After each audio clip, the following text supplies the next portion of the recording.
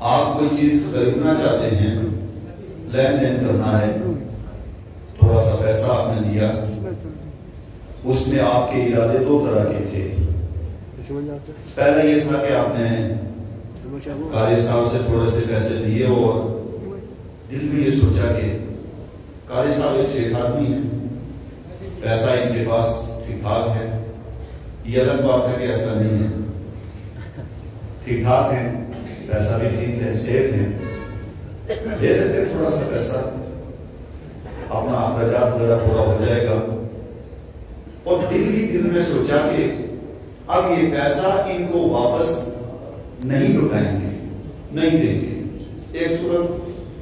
اور دوسری صورت یہ ہے کہ پیسہ لیا آپ نے بطور قرض، اور دل میں یہ ارادہ رکھا اور کوشش کی کہ انشاءاللہ اس کی رقم کو واپس لوٹائیں گے، یہ دوسری صورت ہے۔ اب ان دونوں صورتوں پر بندے کا انتقال ہو گیا۔ آؤ حدیث مبارکہ دیکھتے ہیں۔ ترغیب و ترہیب کے اندر موجود ہے، آقا کریم صلی اللہ علیہ وسلم آپ نے کفر اور قرضہ دونوں کو ایک بات میں ذکر کیا کہ جتنا بھیانک کفر ہے اتنا ہی بھیانک قرضہ بھی ہے۔ اس کی وجہ کیا ہے؟ دوسری حدیث میں فرمایا، تیسری حدیث میں فرمایا، اسی کا تذکرہ کیا، اور اس کے بعد میں آگے تیسری حدیث میں سرکار علیہ السلام فرمایا، آپ نے ارشاد فرمایا کہ خداوند قدوس کا ایک جھنڈا ہے، علم ہے، جو پوری کائنات کے اوپر ہے، اور یہ علم جھنڈا بلند رہتا ہے۔ ایک مثال دیکھیں، جیسے کسی کا جھنڈا رہتا ہے تو جھنڈا جب تک اوپر رہتا ہے تب تک وہ جماعت یا وہ آدمی اوپر رہتا ہے، کسی کی بلندی اس کے جھنڈے پر ہوتی ہے، اور جب جھنڈا گر جائے تو وہ کتنی کوشش کرے وہ گر جاتا ہے، کیونکہ جھنڈا گر گیا۔ اور جھنڈا بلند رہے تو پھر وہ آدمی بھی بلند رہتا ہے۔ اس مثال کے بعد میں یہ بات نے ارشاد فرمایا، جب اللہ تبارک و تعالی کسے ذلیل کرتا ہے تو اس بندے پر قرضے کا بوجھ بڑھ جایا کرتا ہے۔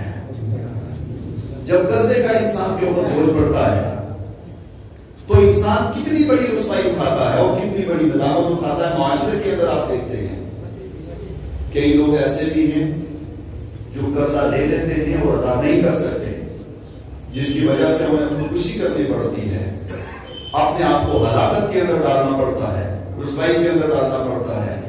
اور بسا اوقات یہ ہوتا ہے کہ وہ اپنی زمین فروخت کر دیتا ہے، اپنا مال، سارا سلسلہ سب کچھ ختم کر کے، ایک قرضہ ہے، جب تک لیا نہیں تھا تب تک تو قرضے حال تھا، جب قرضہ لیتا ہے تو پھر ایک وقت ایسا بھی آتا ہے کہ وہی آدمی بھکاری بن جاتا ہے، بھیک مانگ کر کے پھر وہ قرضہ ادا کرتا ہے، اور جب اور زیادہ تنگ آ جاتا ہے تو آخر میں خود کو اونچی جگہ سے گرا کر کے اپنی آخرت کو بالکل برباد کر دیتا ہے۔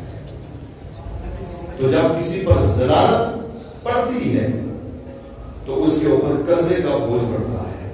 اب قرضے کی بھی تین صورتیں ہیں۔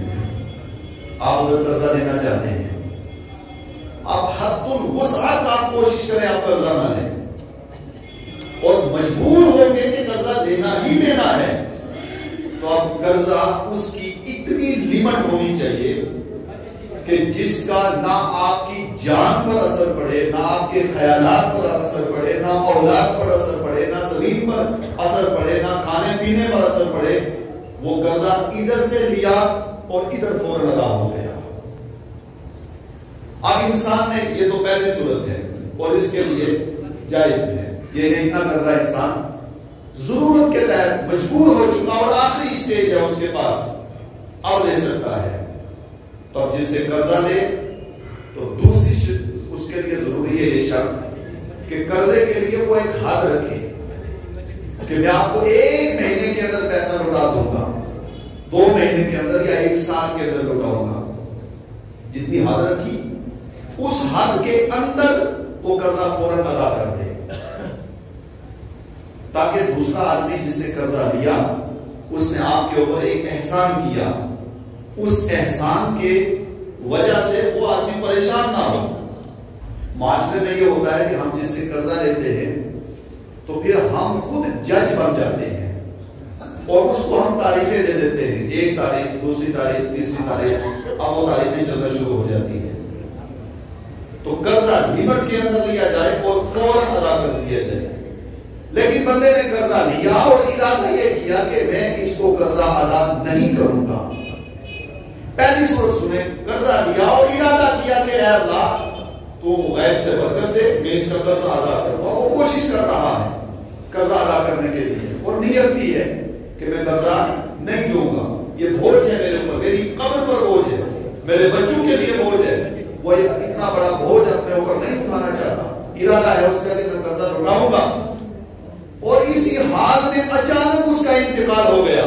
اب حدیث کی کتاب دیکھیں آپ، نبی پاک صلی اللہ علیہ وسلم آپ نے ارشاد فرمایا کہ جس نے قرضہ لیا اور لینے کے بعد ارادہ کیا کہ میں واپس لوٹاؤں گا، تمنا بھی تھی، ارادہ بھی تھا، مگر اچانک انتقال ہو گیا، قیامت کے دن اللہ تعالیٰ اپنی رحمت سے اس کے قرضے کو پورا فرما دے گا. یہ اس کے لیے ہے کہ جس کی یہ نیت رہی کہ میں قرضہ ادا کروں گا. اور دوسری صورت یہ ہے کہ قرضہ لیا اور ارادہ یہ کیا کہ میں قرضہ نہیں لوٹاؤں گا، اس لیے کہ یہ آدمی سیٹ ہے اور سیٹ کا اگر تھوڑا بہت پیسہ چلا گیا تو کیا ہوتا ہے؟ ہوتا بہت کچھ ہے.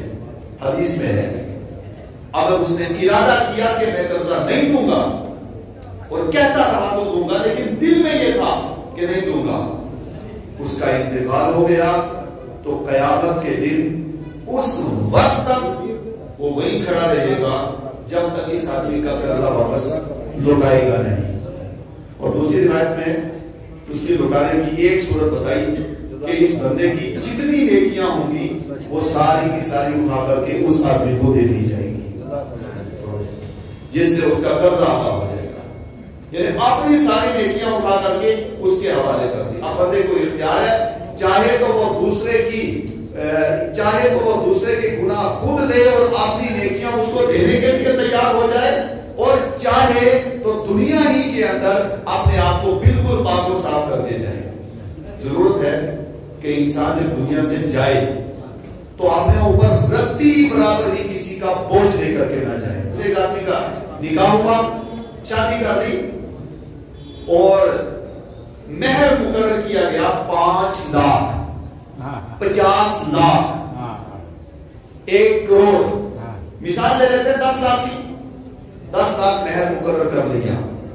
اب وہ آدمی غریب ہے، وہ 10 لاکھ دے گا کہاں سے؟ اتنی گنجائش تو ہے نہیں. بحث مباحثہ کیا، بحث مباحثہ بھی نہیں کیا، بات چیت بھی نہیں ہوئی، فوراً متعین ہو گیا 10 لاکھ روپے مہر. اور اس آدمی نے جس نے نکاح ہوا جس کا اور یہ جس کا مہر مقرر کیا گیا، اس نے ارادہ کیا کہ میں مہر ادا نہیں کروں گا. دل میں کہہ دیا، کرتے کرتے 2 لاکھ مقرر کرتے 10 لاکھ کرتے، ہمیں کیا اس سے مہر ادا نہیں کرنا ہے ہم نے. اب حدیث میں ہے، اب ترغیب و ترہیب کے اندر موجود ہے کہ اس شخص کا انتقال ہو گیا، اس کی جتنی اولاد پیدا ہوگی، باقی سارا سلسلہ سب کا سب حرام کاری کے اندر لکھا جائے گا. یہ حدیث کی کتاب ہے.